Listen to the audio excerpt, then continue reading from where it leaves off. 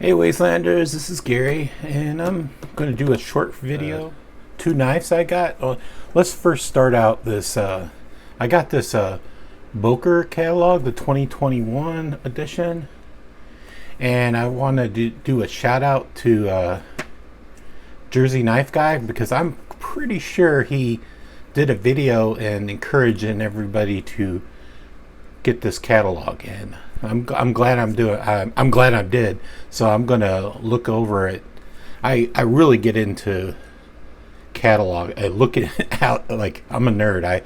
I get into looking at fine knives in a catalog rather than having to look up on the website. So some nice pictures, and I don't collect many Bokers, so I'll probably be collecting if I see some knife in there.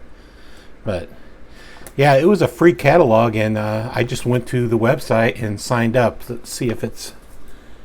Yeah, this is the website that I went to.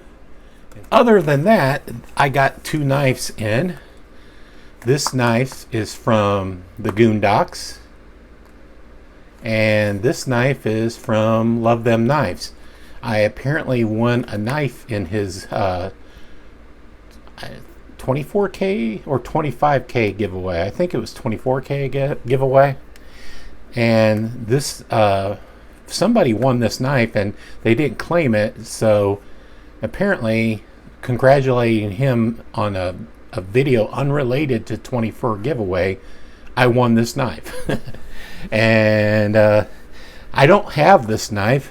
It's a Spyderco Emphasis, and to me it's a weird looking knife, and I wanted to if anybody has it, let me know how what you think of it. I'll display it in a minute. Another knife from the Goondocks. It's yeah, I don't think it doesn't have a name on the box. So anyway, the mail was a little rough with it. It came banged up, but the knife is perfectly fine. And he knew I wanted to get this knife eventually, but I haven't gotten it. And he bought. I think he was the first person on YouTube to actually purchase it, on the wall. But anyway, he purchased both versions of the knife, and he's been carrying it, and you could see his blue jeans has been rubbing off on the scales, and white scales. It would be eventually would happen. So he wanted me to. He sent me the knife to just he gave me a permission to do disassembly, and he wanted me to dye the scales. And yeah, I could do a review, disassembly, and I'll dye the scales, because when I have it apart, I usually dye the scales. I take all my knives apart before I dye the scales. I don't really do it like dipping it, and I don't get into it. I just like to take it apart. It's easier to blend. And he didn't care what dye I used, or like what color I used. He doesn't want white anymore. So I think I'm going to go with a slate gray on here, and I'm going to go with a crimson red blend from slate gray to red. I don't know how it will turn out, because I've never used slate gray in there before. So I thought about doing it black, but I think a third color, a neutral color would be a nice look. I can always change it over. I can, if it doesn't work, I can just make it black.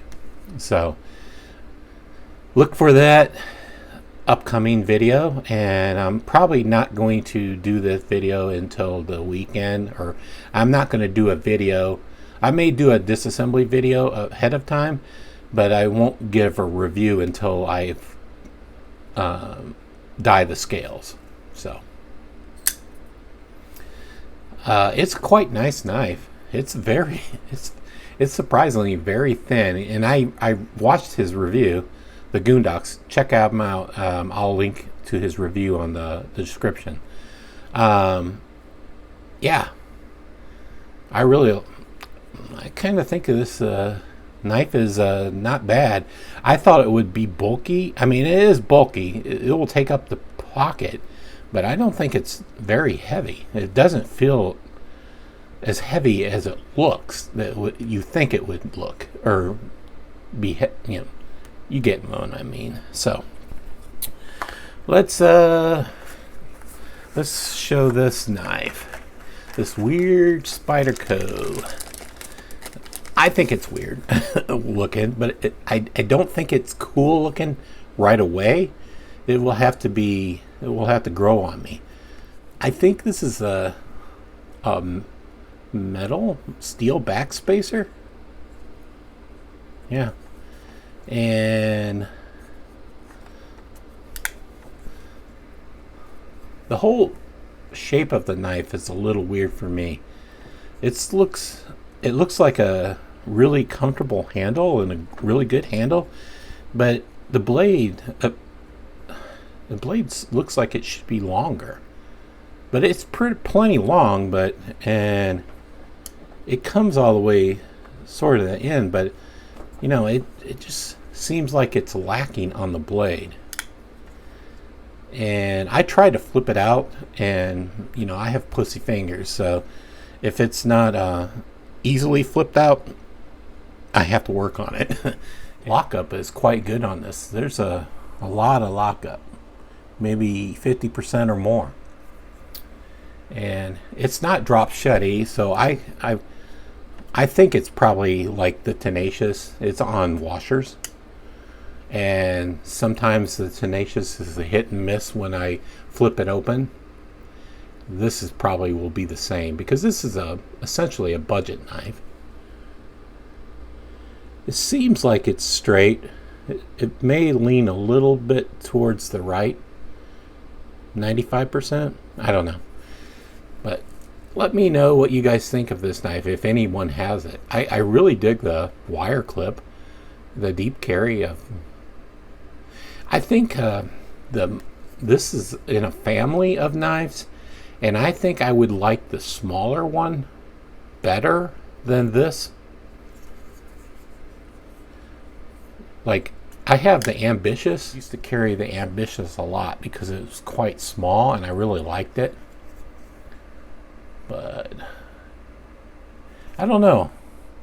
Something about this shape of the blade, it doesn't like thrill me. I don't know. Maybe I'll have to like carry it and use it, and anyway. So that's all I have to say. And this weekend I'm being tasked to watch my ex-wife's 5 cats. I have to go over, I think, twice a day and feed them and scoop their litter and whatever, play with them. And because she's going out of town, and take the whole family with her to visit my daughter in Kansas. So I plan to, because it's a house, and it's my old house, and it has a lot of trees and has a backyard, and I plan to take over my fixed blades and put them in action.